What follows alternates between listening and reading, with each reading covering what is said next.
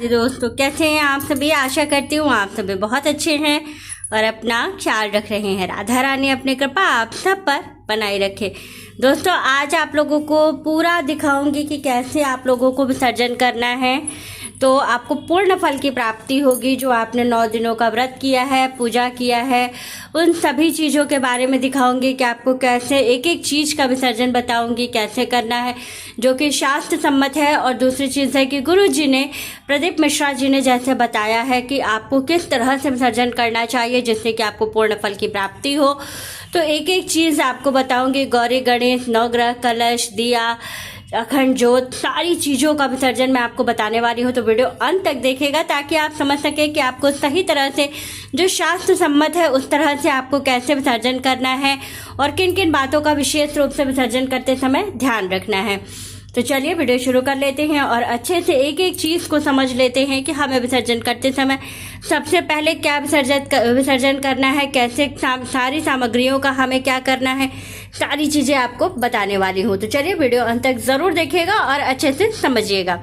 देखिए, सबसे पहले यहाँ पर देखिए आप, गौरी और गणेश जी की स्थापना हुई है, जो कि माला पहनाया हुआ है और ऊपर से दुर्वा चढ़ी है। तो शायद आपको नहीं दिख रहा होगा, लेकिन हटाया नहीं जाएगा अभी आज फिलहाल। तो इसलिए कल जब विसर्जन होगा तब ये सारी चीज़ें इकट्ठी करके और इसका विसर्जन होगा। और इधर ये नवग्रह की स्थापना हुई थी। तो ये नवग्रह हैं। आपको सबसे पहले जो हम स्थापना करते हैं तो गणेश जी, गौरी गणेश जी की, और जब विसर्जन किया जाता है तो भी सबसे पहले गौरी गणेश जी का विसर्जन होता है।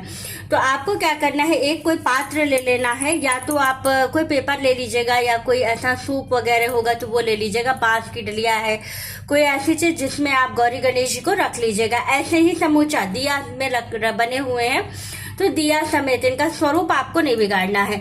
और वैसे ही आपको एक बांस की डलिया में या पेपर पर रख लेना है। फिर ये नवग्रह बने हुए हैं, इन नवग्रहों को भी आपको इसी तरह से उसी पेपर पर रख लेना है। इनको आपको बहते जल में प्रवाहित करना है। इनका जब विसर्जन कीजिएगा तो इनको बहते जल में प्रवाहित करना है, ऐसे ही इधर उधर इनको नहीं डालना है। क्योंकि 9 दिनों तक इनकी बहुत ही विधिवत पूजा की गई है, विशेष रूप से आराधना की गई है। तो आप इनको ऐसे ही इधर उधर नहीं कर सकते हैं, इस बात का ध्यान रखना है। और ये देखिए, नवग्रह का प्रसाद है। तो नवग्रह का जो प्रसाद है इसको खाया नहीं जाता है, किसी को दिया नहीं जाता है। ये वाला जो प्रसाद होता है ये हम किसी गाय को या जैसे कौवों को, इनको डाल देते हैं, क्योंकि नवग्रह का प्रसाद स्वयं ग्रहण नहीं किया जाता है। तो इस बात का विशेष ध्यान रखिएगा। ये वो वाले नारियल है जिनकी बलि दी गई है, आज हवन के बाद इसकी बलि दी गई है। ये वाला जो नारियल है ये 9 दिनों तक माँ के पास रखा हुआ था और इसके बाद से जब हवन हो गया तो फिर इसकी बलि दी गई है। ये हम प्रसाद स्वरूप सभी में इसको बांट देंगे। फिर साथ ही देखिए जौ, ये देखिए जौ कितने अच्छे हुए हैं, इस बार बहुत अच्छे जौ निकले हैं।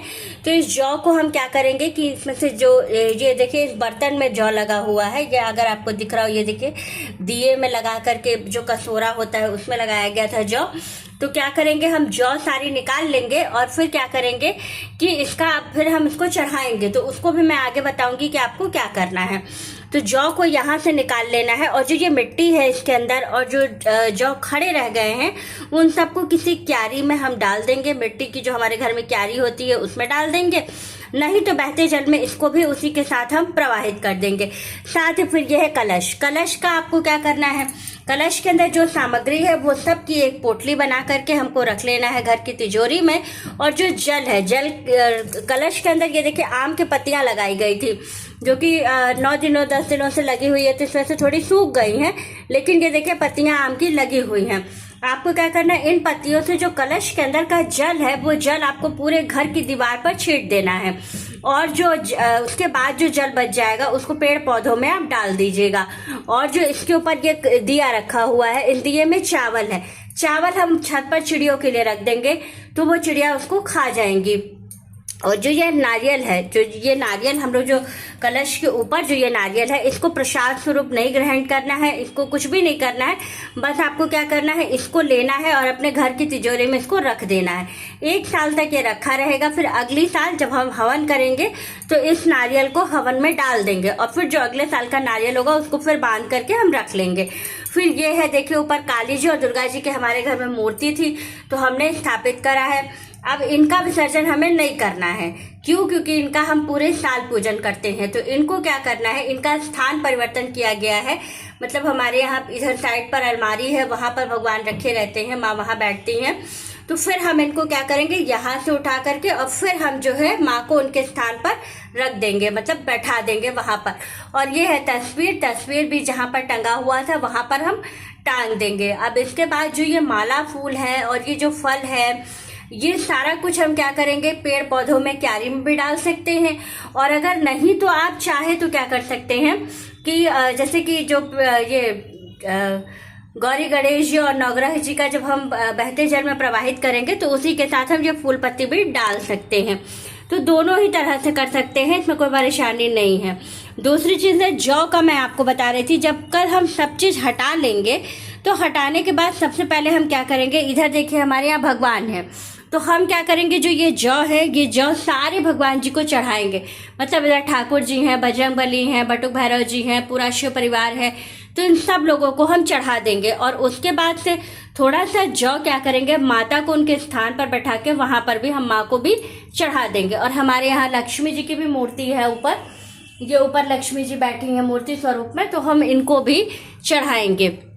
इसके बाद हम क्या करेंगे, अगर इसके बाद भी हमारे पास जौ बची रहेगी तो हम क्या करेंगे, जौ का थोड़ी सी जौ अपने पर्स में रखेंगे और उसके बाद जितनी जौ रह जाएगी वो सब हम अपने घर की तिजोरी में रख देंगे। क्योंकि जो ये जौ होते हैं ये लक्ष्मी का प्रतीक है, ये जितना अधिक निकलते हैं इससे ये समझ में आता है कि हमारे घर में इस साल धन धान्य की बरकत और जो है वृद्धि होगी। तो इसलिए जो है इनका विशेष रूप से ध्यान रखा जाता है। फिर आपके पास बच जाता है ये अखंड जोत।